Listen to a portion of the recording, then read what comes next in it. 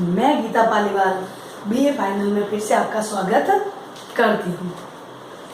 आगे हमने पढ़े थे राज्यतर कर्ता, उसमें बहुलतावाद में क्या किया, कैसे वो भूमिका एक्टर्स की निभाते हैं। राज्यतर कर्ता, संगठन सभी अपनी भूमिका अपनी अपनी अलग से निभाते हैं। तो आज हम पढ़ेंगे कि राज्यतर कर्ता संगठन वगैरह, अंतर संगठन, गैर सरकारी संगठन, इन सब ने भूमिका महत्वपूर्ण निभाई। लेकिन अब ये देखना कि राज्य से भी ज्यादा भूमिका इन्होंने कैसे निभाई। तो आज हम पढ़ेंगे राज्यतर कर्ताओं की भूमिका, यानी role of non state actors, यानी इनका रोल, भूमिका क्या रहेगी इतने सारे पूरे विश्व में, क्या भूमिका रहेगी, इसमें हम पढ़ेंगे। तो पहला पॉइंट है अंतरराष्ट्रीय अंतर्निर्भरता को बढ़ावा देना। अंतर्निर्भरता बढ़ावा कैसे दिया कि पहले तो कोई भी देश दूसरे देशों के सहारे थे, कोई भी अंतरराष्ट्रीय संबंध रखे तो दूसरे देशों के, वो गरीब है तो गरीब ही रहा, और जिससे वो क्या जो जिससे थोड़े से विकसित देश पीछा हुआ है, विकसित देश के साथ संबंध रखा तो थोड़े से उनके कम पैसों में, उनके रुपए के अकॉर्डिंग उन हिसाब से उनके संबंध होने लग गए। लेकिन उनकी निर्भरता कब बढ़ी, जब ये संगठन आए। क्योंकि संगठन, मैंने कहा कि अब कुछ संगठन स्वास्थ्य संबंधी, श्रमिक वगैरह सब अपने अपने दूसरों की मदद के लिए भी देश आगे आए हैं संगठन बनाकर, और गरीब देश को भी ऊपर लाने की कोशिश की है। सार्क में देख लीजिए 8 देश जो गरीब है उनकी मदद की, लेकिन असफल रहा। आसियान देख लो आप, डॉलर से भी आगे निकला। तो ये यूरोपीय देश, वो भी आगे निकले डॉलर से। तो यही है कि अंतरराष्ट्रीय अंतर्निर्भरता, यानी खुद देश खुद पर निर्भर होने लगे। किसके कारण? अंतरराष्ट्रीय संगठन, जो गैर सरकारी संगठन भी है और सरकारी संगठन भी है। तो निर्भरता बढ़ने लगी। राज्यतर कर्ताओं ने संप्रभुता देशों की राष्ट्रीयता की समस्त अवधारणा ही बदल दी। कुछ क्षेत्रों में उन्होंने राज्य की भूमिका गौण कर दी। संप्रभु देश तो आपको पता है स्वतंत्र, यानी किसी बाहरी देश का दबाव नहीं होना, लेकिन इनकी अवधारणा ही बदल गई। यानी पहले क्या होता था कि देश, कोई भी राज्य या देश, वो महत्वपूर्ण भूमिका निभाती, बाकी सारे गौण की भूमिका निभाती, यानी उनके ज्यादा भूमिका नहीं। लेकिन जैसे ही ये संगठन बने और ये अंतरराष्ट्रीय संबंध बनने लगे तो देश से भी ज्यादा वो, जैसे कि समकालीन भारत में, पहले मैंने कहा कि समकालीन विश्व में अंतरराष्ट्रीय संबंध की भूमिका बढ़ गई, देश की भूमिका कम हो गई। पहले क्या था? पहले यह था कि देश की भूमिका बढ़ती है, जिस राज्य या देश की भूमिका बढ़ जाती है क्योंकि उनका राजनीति, निर्णय और नीतियों के कारण। लेकिन अब क्या है, अब जैसे राज्यतर कर्ता जो आए हैं, संगठन आए हैं, गैर राज्य सरकारी, ये सब आए हैं, तो इन्होंने अपनी भूमिका ही बदल दी। तो देश क्या हो गया? गौण हो गया। और जो संगठन है सारे, जो मैंने पढ़ा है, वही सारे संगठन, नकारात्मक हो या बहुराष्ट्रीय कंपनियां वगैरह, गैर सरकारी संगठन, सरकारी संगठन, इन्होंने भूमिका राज्य से भी ज्यादा निभाने स्टार्ट कर दी।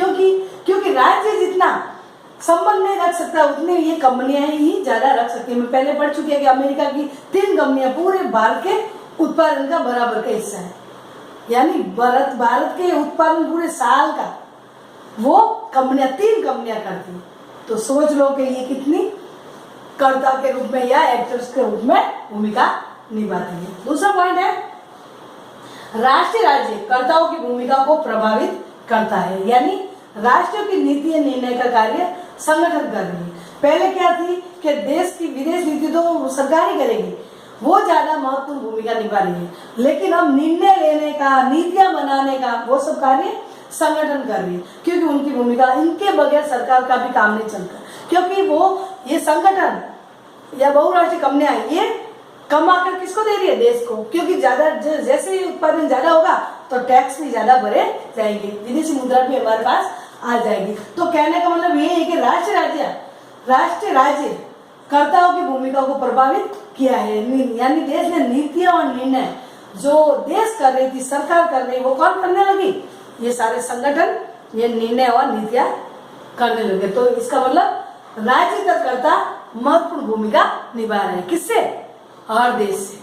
जो देश में खुद राजनीतिक जो देश निभा रहा था किसी भी क्षेत्र में, वो अब संगठन निभा रही है।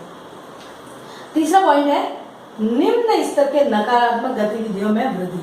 कुछ बातें ऐसी भी आई कि ऐसा नहीं कि जरूरी कि हर समय भूमिका अच्छी रही, कभी कभी नकारात्मक भी भूमिका रही, जैसे कि आतंकवादी, उपनिवेशवाद, नव उपनिवेशवाद व तीसरी दुनिया का शोषण। तीसरी दुनिया आपको पता है पूरे विश्व में पहली दुनिया है पूंजीवादी देश, दूसरी दुनिया साम्यवादी देश और तीसरी दुनिया विकासशील देश जो भारत भी इसमें शामिल है। तो ये कि तीसरी दुनिया इनको कहा जा सकता है। तो ये इनका शोषण हो रहा है। क्यों हो रहा है कि जो विकसित देश है वो आगे बढ़ते ही जा रहे हैं और इनका शोषण हो रहा है। क्यों?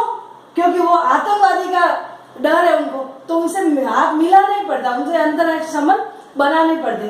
क्यों बनाने पड़ते? कि आतंकवादी की कभी हुई तो नाटो की हमारी जरूरत पड़ेगी, वार्सा पैक्ट की जरूरत पड़ेगी, तो उनसे हमने संबंध जबरदस्ती हमें बनाना ही पड़ता है आतंकवादी का डर देखकर। जबकि वो अमीर बढ़ते जा रहे हैं, उनके पास सारे हथियार है, हमारे पास विकासशील है, हथियार इतने नहीं है। तो इनका तीसरी दुनिया यानी विकासशील देशों का शोषण हो रहा है आतंकवादी। इसके अलावा उपनिवेशवाद तो पता है आपको। उपनिवेश जो एक शक्तिशाली देश दूसरे देशों पर अपना शासन व्यवस्था स्थापित करे और सामाजिक, राजनीतिक, आर्थिक और सांस्कृतिक सभी का शोषण करे, उसको कहते हैं उपनिवेशवाद। जैसे ब्रिटिश हमारे यहाँ आए थे और हमें उपनिवेश बन के आए थे और हमें पूरा गुलाम 250 साल तक गुलाम बनाते रहा।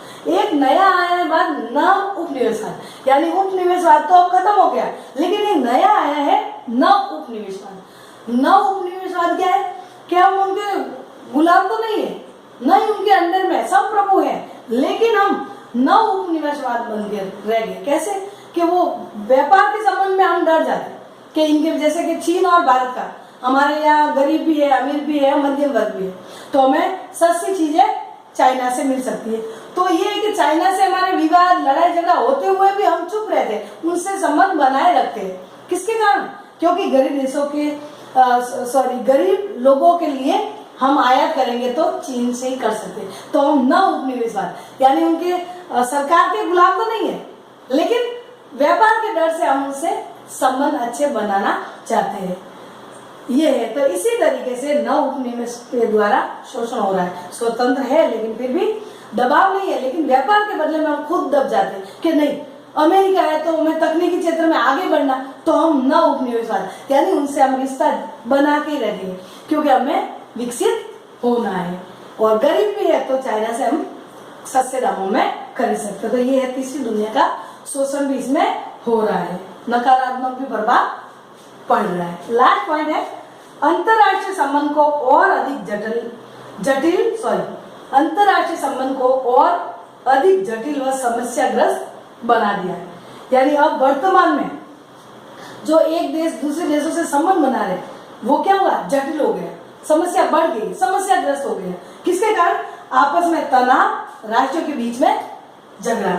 यानी भारत और पाकिस्तान की नहीं बन रही तो हम अमेरिका के हम आयात करें या ब्रिटिश से करें, किसी से भी करें, तो हम क्या करेंगे?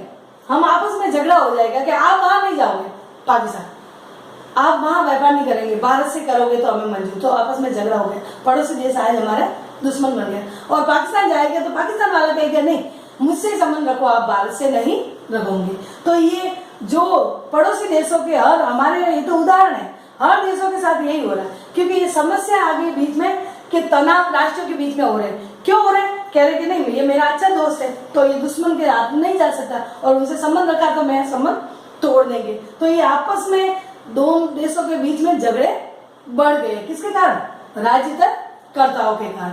क्योंकि अंतर्राष्ट्रीय संबंध सरकार का है नहीं, वो गैर सरकारी संगठन भी हो गए, तो आपस में झगड़े, तनाव वगैरह भी बढ़ गया। तो ऐसा नहीं कि कुछ बातें देखी जाए तो नकारात्मक भी है और कुछ, लेकिन इतना सब देखते हुए भी ये कहा जा सकता है कि अंतरराष्ट्रीय संबंध में राजतंत्रकर्ताओं की भूमिका महत्वपूर्ण हो गई है, क्योंकि जितनी देश की नहीं हो रही है, पहले देश इतिहास के समय में पहले हर देश क्या था, वो करता था, देश ही भूमिका निभाता था, एक देश दूसरे देशों से राजनीतिक संबंध रखता था। लेकिन अब देश तो पहले तो देश था करता, और बाकी जो कंपनियां वगैरह जो है थी वो गौण यानी कम भूमिका निभाती।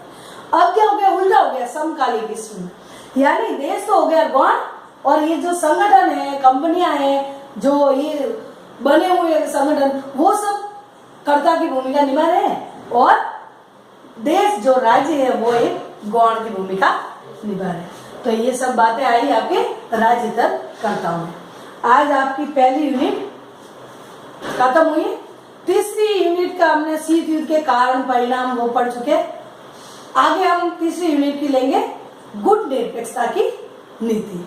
वो 2 यूनिट पूरी होने के बाद हम दूसरी बुक लेंगे लोक प्रशासन।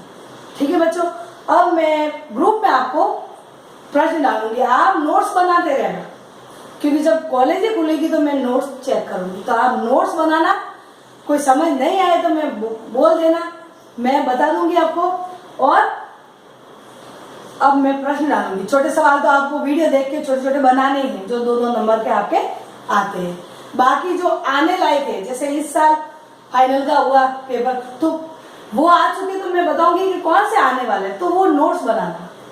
ठीक है बच्चों, बाय।